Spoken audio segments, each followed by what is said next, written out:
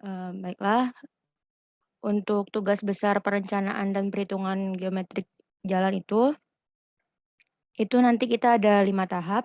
Yang sekarang kan untuk tahap pertama itu ada perencanaan awal, untuk nanti tahap 2 ada alinyemen horizontal, tahap 3 alinyemen vertikal, tahap 4 untuk perencanaan drainase, galian, dan timbunan, dan tahap terakhir nanti tahap 5 itu plotting. Untuk tahap pertama, yang pertama itu kita perencanaan awal. Untuk pengerjaannya yang pertama itu nanti kita menentukan titik acuan kita itu ada titik A dan titik B. Titik A ini nanti, ada nanti, dikasih nanti ya, nanti titik B-nya nanti rekan-rekan yang menentukan sendiri. Untuk pembuatan trase, trase ini dia garis acuan kita dalam pembuatan jalan kita nanti. Jadi nanti trase ini ada syarat-syaratnya, yang pertama itu usahakan tidak memotong kontur rapat, yang kedua usahakan memotong tegak lurus sungai, yang ketiga usahakan jarak antar tikungan tidak berdekatan, dan usahakan jarak antar tikungan dan sungainya tidak berdekatan. Untuk TB yang akan rekan-rekan kerjakan nanti itu, nanti kan berarti cuma ada satu tikungan kan. Berarti yang untuk aplikasi syarat yang ketiga ini nanti mungkin belum ada rekan-rekan temukan. Ini contoh trase jalan. Jadi untuk, titik A-nya ada kita ambil di sini. Oh ya, untuk panjang trasenya itu kita ambil 500 meter ya, karena kita itu nanti hanya, eee, untuk satu tikungan aja. Jadi dari titik A ini, kita tarik garis ke titik PI atau titik tikungan kita, point intersection-nya, kemudian kita, tarik ke titik B-nya. Yang untuk membuat trase ini harus disesuaikan dengan syarat-syarat yang ada tadi, yang tidak boleh memotong kontur rapat, tidak tegak lurus sungai, dan jarak antar tikungan dan sungai tidak berdekatan. Untuk lebar trase itu nanti selanjutnya itu pembuatan stationing.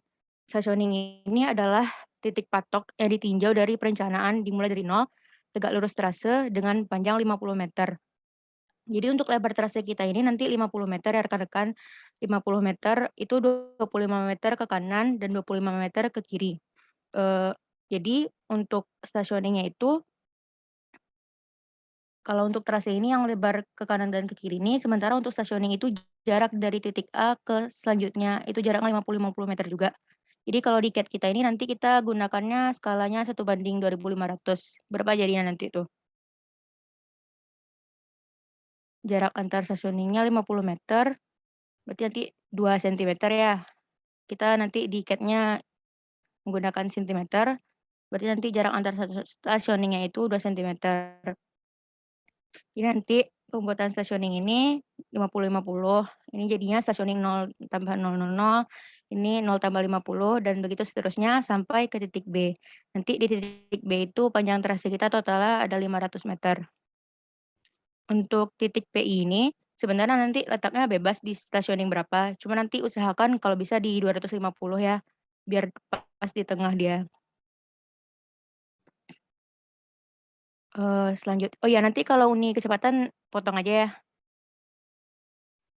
Terus nanti, setelah kita dapatkan semua stationing kita, langkah selanjutnya itu kita menentukan elevasinya. Jadi nanti di stationing kita itu sebelah kiri itu jadi titik A, yang tengah titik B, dan yang kiri itu titik C. Kalau kita lihat di trase yang udah kita buat tadi, berarti nanti titik A-nya tuh yang sebelah sini.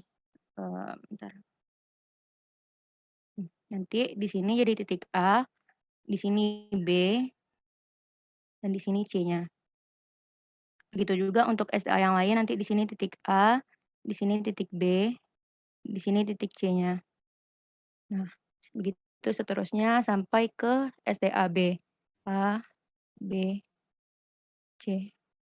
Nah, selanjutnya stationing kita kan udah ada, trase kita juga udah jadi, baru nanti kita tentukan elevasi dari setiap stationing kita. Untuk perhitungan elevasi ini caranya, kita lihat kan nanti titik kita ini ada di antara 2 buah garis kontur. Jadi untuk perhitungan elevasinya itu, kontur yang lebih kecil, kontur terkecil ditambah jarak tegak lurus kontur terkecil yang ini. Berarti dari titik B ini atau dari titik B ini kita tarik garis tegak lurus ke konturnya, itu nanti dibagi dengan jarak kontur yang melewati titik B. Jadi nanti kita extend aja garis ini sampai ke kontur yang lebih besarnya. Nah, nanti kontur yang lebih kecil berarti kan di sini 55 nih. Berarti nanti di sini ada kontur 56, di sini 57 kan. Nah, berarti nanti jadinya elevasi untuk titik B itu nanti 56, kontur yang lebih kecil ditambah jarak tegak lurus tadi, yang ini,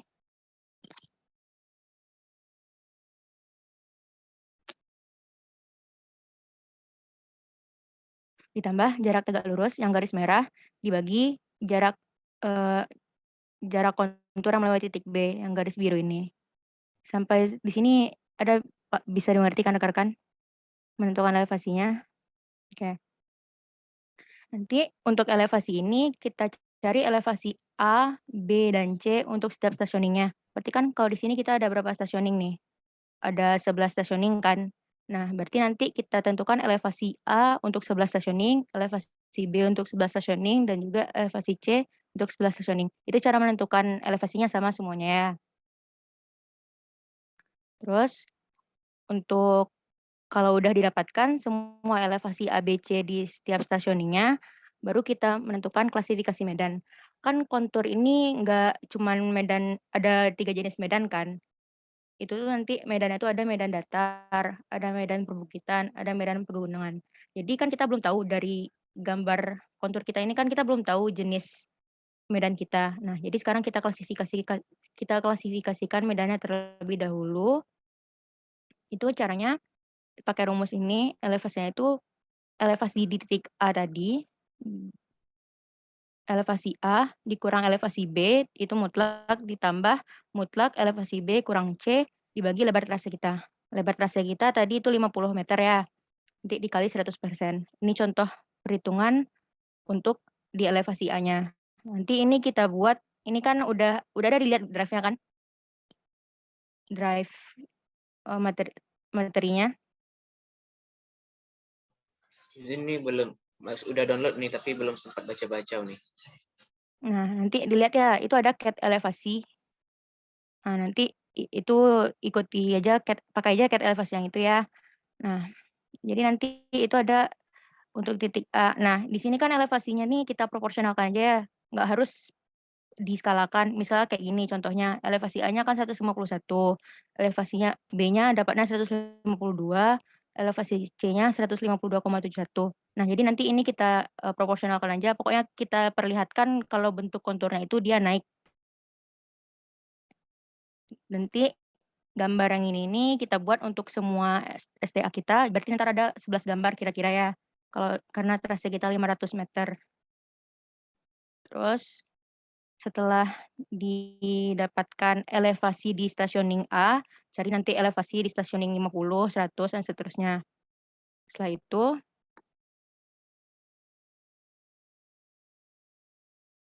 baru kita klasifikasikan medannya.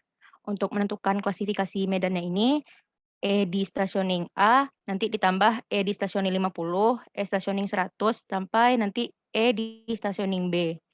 Nanti dibagi dengan jumlah berapa STA yang kita ada. Nanti didapatkan hasil, kemiringan rata-ratanya. Jadi nanti dari rata-rata kemiringan melintang ini baru kita buat, kita tentukan dia jenis medannya apa. Untuk kemiringannya tuh dari 0 sampai 9,9%, itu nanti berarti termasuk jenis medannya datar. Kalau dia 10% sampai 24,9%, berarti nanti dia perbukitan. Untuk lebih dari 25% nanti medannya pegunungan. Nanti sumbernya bisa juga dilihat di SSPG JLK ya. Itu kan di Drive juga udah ada nanti tuh, bisa dilihat di SPG JLK nanti.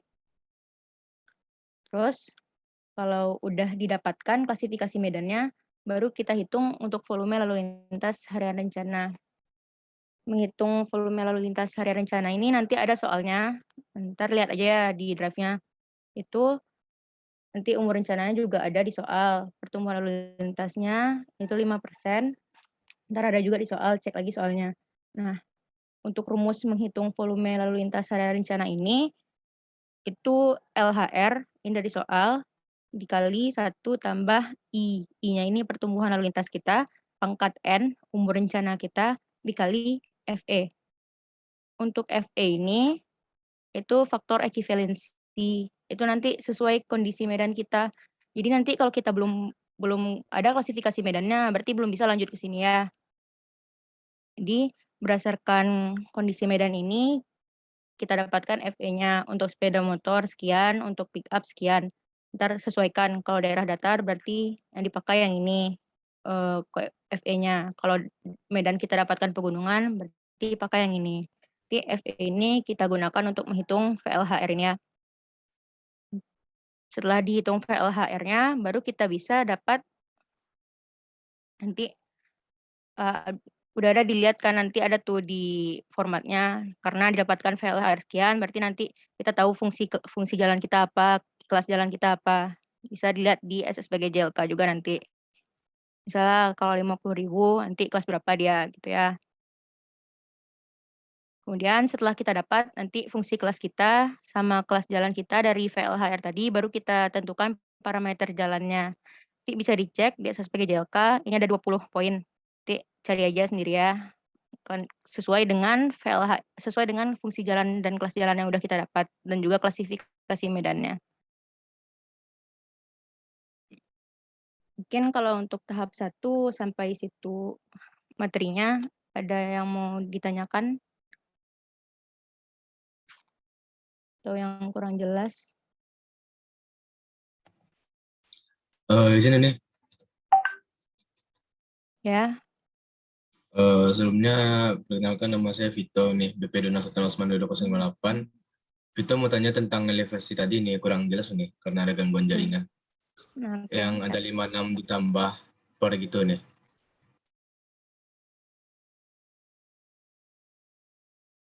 Bentar ya.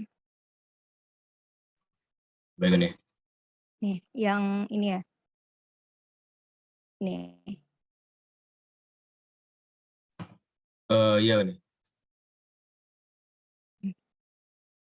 Apanya, cara menghitungnya yang kurang jelas tadi ya? Iya nih, yang garis merah biru tadi kurang jelas sama Vito nih.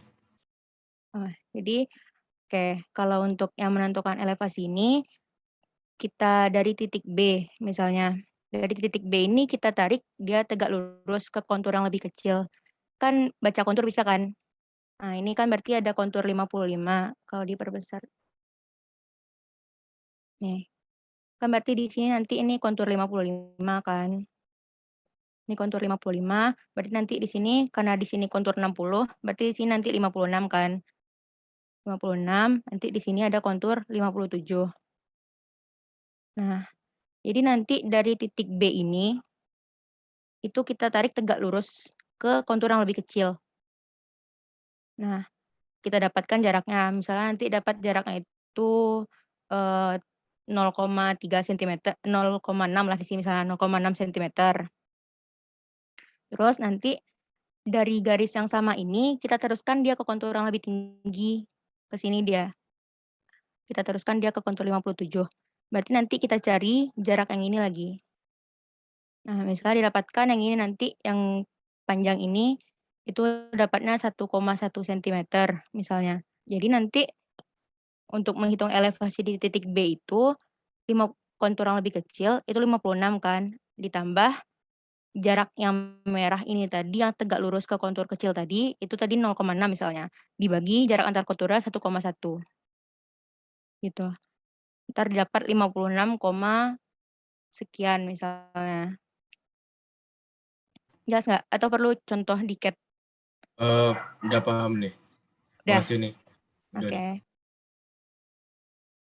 Ada lagi yang mau Ini ditanyakan? pertanyaan nih. Ya. Berarti dari data kontur tuh nanti dari kita pribadi atau dari Uni nih? Nanti Kontur ini. konturnya nanti dibagikan ya. Berarti dalam bentuk CAD kan ini? Ya, di CAD kerjanya. Ada lagi yang mau ditanyakan?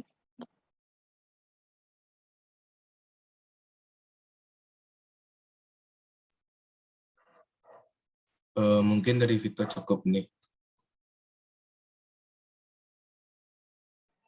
Yang lain gimana? Yang kelompok 5?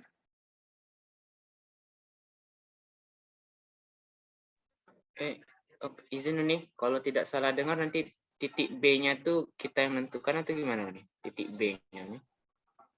Ya, nanti itu di konturnya yang dikasih itu titik A-nya aja ya. Jadi nanti titik B-nya itu ditentukan sendiri sesuai sama syarat-syarat trase yang tadi. Tapi jaraknya harus 500 meter begitu nih.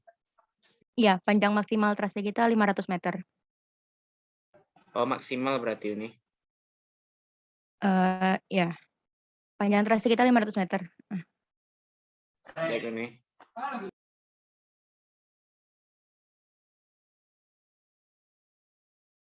Izin bertanya nih. Ya. Untuk yang penamaan tadi itu yang ABC itu penamaannya itu yang A itu emang letaknya di elevasi kontur yang paling rendah atau gimana nih? Atau boleh terserah kita kasih penamaan ABC-nya tadi tuh? Jadi kita titik A itu jadi awal dari trase kita ya. Jadi nanti dari awal trase kita itu yang sebelah kirinya itu jadi titik A-nya. Misalnya nih,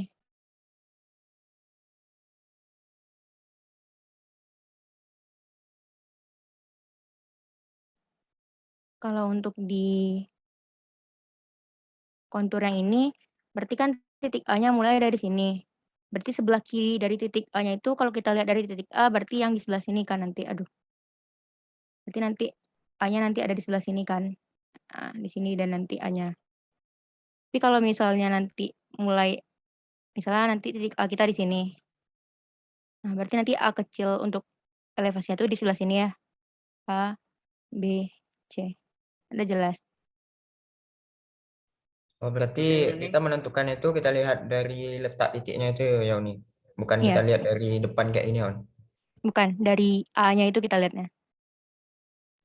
Oh, oke nih. Makasih nih. Izin nih. Ya.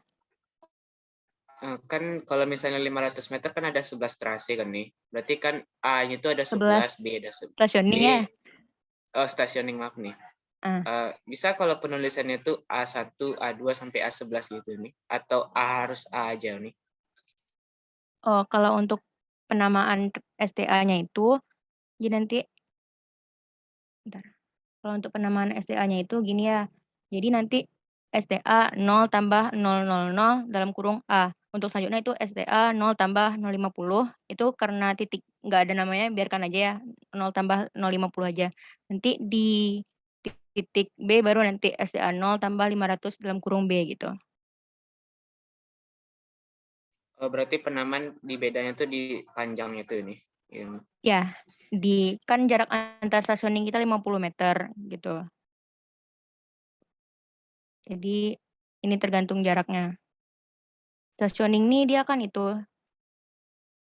untuk stationing ini kan dia jaraknya tuh tegak lurus trase, panjangnya tuh 50 meter. Jadi stationing ini kayak patokan jarak kita.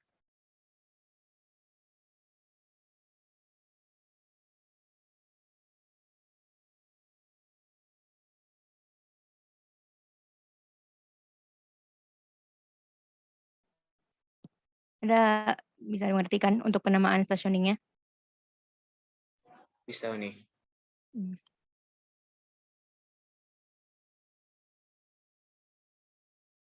Izin nih, kalau misalnya biasa kan tikungan kan lengkung kan nih. Ini masih perencanaan lapangan kan nih. Berarti belum ada hitungan lengkungan kan nih. Belum. Jadi kan kita sekarang judulnya masih perencanaan awal kan. Jadi kita trase dulu. Trase ini kan dia acuan kita nanti untuk membuat tikungannya. Jadi belum mulai perhitungan. Itu nanti tuh tahap selanjutnya tuh. Baik nih.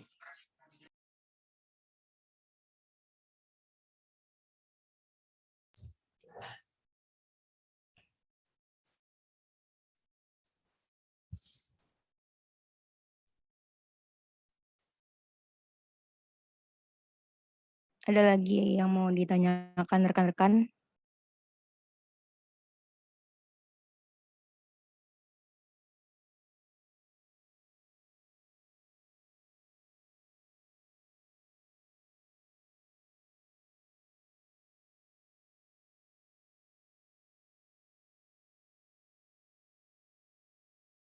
Kalau dari Ilham cukup ini.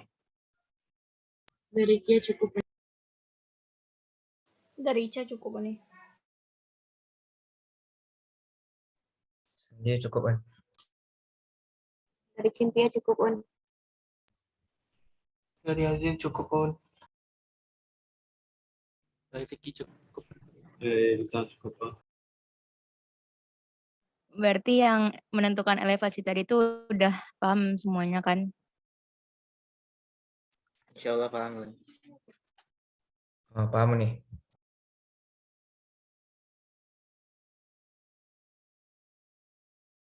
Nggak ada yang mau ditanyakan lagi?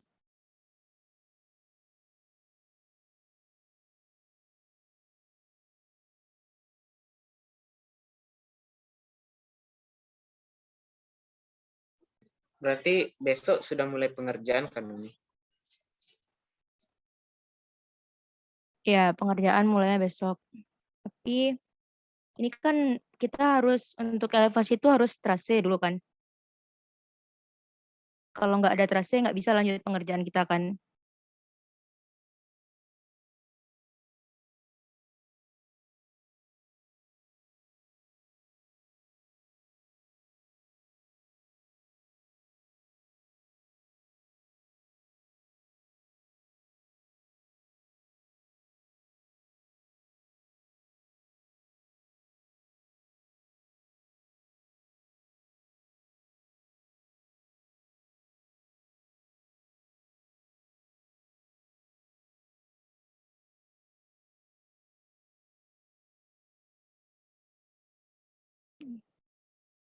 Oke, berarti untuk penyampaian materi dari Uni cukup sekian ya. Kembalikan ke Udadava.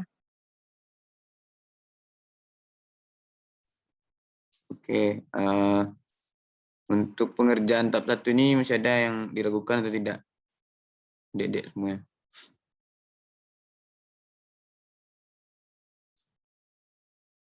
Oke, kalau tidak ada, berarti udah anggap kalian udah paham untuk pengerjaan tahap 1 ya. Dan udah tekankan untuk tahap 1 ini yang paling penting tuh dikerjakan trase, pembuatan trase, dan penentuan elevasi itu jangan sampai salah. Dan untuk trase dibikin sesuai dengan syarat-syarat yang ada tadi. Itu paling penting tuh. Karena untuk pembuatan trase itu sangat berpengaruh untuk tahap-tahap selanjutnya. Oke, untuk pembuatan trase itu nanti berpengaruhnya terhadap elevasi yang adik-adik bikin. Terus berpengaruh nanti kepada jenis tikungan yang adik-adik bikin nanti. Apakah trase yang kalian bikin itu terlalu tajam, bagaimana nanti tikungannya, bagaimana jari-jari tikungannya, terus apakah sesuai enggak syarat-syarat yang kalian bikin tadi, pemikiran trase tadi, sesuai enggak syarat-syaratnya. Kalau tidak sesuai syarat-syaratnya, misalnya kalian bikin trase itu sembarangan aja, terus kalian udah menghitung elevasi, nanti udah salahkan nanti pemikiran trase kalian, elevasi yang kalian bikin tadi, misalnya ada sesuainya ada 11 kan, nah, nanti jika salah, ulang dari awal lagi. Kalian cari elevasinya dari awal lagi. Situ. Nanti misalnya kalian udah ada yang sampai hitung VLAR. Percuma kalian hitung VLAR jika trase kalian salah, ulang dari awal lagi. Nah, pengaruhnya nanti untuk tahap 2. Misalnya tahap 2. Karena tahap 2, tahap 3 nanti itu ada bikin-bikin pengaruh kepada elevasi. Kalian tidak membuat trasenya tidak sesuai dengan syarat-syarat elevasi tadi. Kan ada tadi tidak boleh memotong kontur rapat, diusahakan tidak.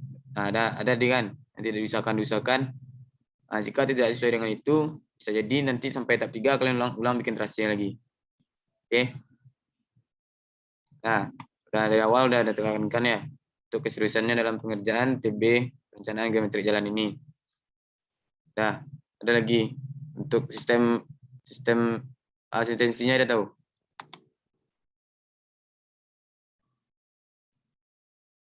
Belum ada. Belum dah. Nah, udah ada yang lihat schedule pengerjaan TB?